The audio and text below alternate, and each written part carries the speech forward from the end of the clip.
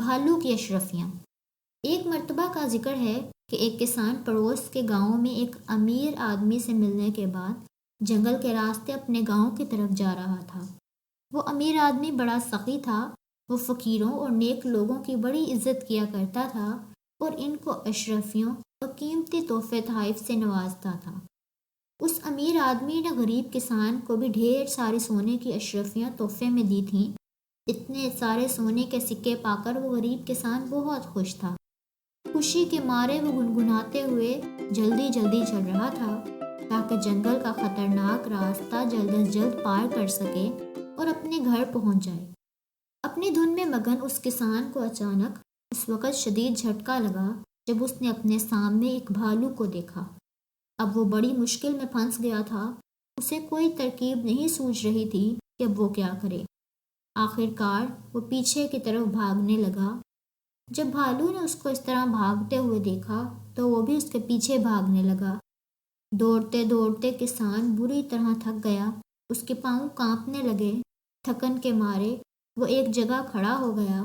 اس دوران میں بھالو بھی اس کے پاس پہنچ گیا۔ اب دونوں آمنے سامنے تھے۔ کسان سوچ میں پڑ گیا اگر اپنی جان بچانی ہے تو اسے بھالو سے لڑنا پڑے گا۔ ابھی وہ یہ سوچ ہی رہا تھا کہ بھالو کسان کے اوپر کود گیا۔ کسان بھی اس سے دو بدو لڑنے کے لیے بالکل تیار ہو گیا۔ لڑتے لڑتے کسان کے ہاتھ میں اچانک بھالو کی دم آ گئی۔ کسان نے پوری طاقت سے دم کو پکڑ کر گول گھمانا شروع کر دیا۔ کسان اور بھالو دونوں گھومتے رہے۔ ایسے میں کسان کی کمر سے بندھی ہوئی تھیلی میں سے سونے کی اشرفیاں نکل نکل کر چاروں طرف گرنے لگیں۔ کسان کو اپنی جان بچانے کی فکر تھی، اس لیے اس کو سونے کے سکوں کے اس طرح گرنے پر کوئی افسوس نہیں ہو رہا تھا۔ وہ بس یہی سوچ رہا تھا اگر مصیبت سے چھٹکارا مل جائے تو کیا ہی بات ہے۔ وہ دل ہی دل میں سوچ رہا تھا کہ اگر اس نے بھالو کی دم چھوڑ دی تو وہ اس کو جان سے مار ڈالے گا۔ کسان اسی سوچ میں ڈوبا رہا کہ بھالو کی دم کو پکڑ کر اسی طرح گول گھماتے رہنے سے ہی اس کی جان بچ سکتی ہے۔ کچھ دیر تک وہ ایسا ہی کرتا رہا۔ اتنی ہی دیر میں ایک طرف سے ایک لکڑہارا آتا ہوا دکھائی دیا۔ چاروں طرف پھیلے ہوئے سونے کے سکوں اور گول گھومتے کسان اور رچھ کو دیکھ کر اسے بہت حیرت ہوئی۔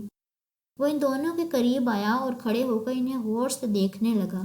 پھر اس نے کسان سے پوچھا، آپ کیا کر رہے ہیں اور چاروں طرف سونے کے سکے کیوں بکھرے ہوئے ہیں؟ کسان نے لکڑہارے کی آواز سن کر اس کی طرف دیکھا۔ اس کے ذہن میں ایک ترکیب آ گئی۔ اس نے اسی طرح گول گول گھومتے ہوئے کہا، اے لکڑہارے، یہ جو ہر طرف تم سونے کے سکے بکھرے ہوئے دیکھ رہے ہو، یہ بھالو کی دم کو پکڑ کر اس کو گول گھمانے سے نکلتے ہیں۔ لکڑہارے کے دل میں لالچ آ گیا۔ اس نے کہا، مجھے بھی بھالو کی دم پکڑنے دیجیے تاکہ گھما کر کچھ سونے کے سکے حاصل کر سکوں۔ کسان کچھ دیر تو یوں ہی دکھاوے کے لیے ٹالتا رہا۔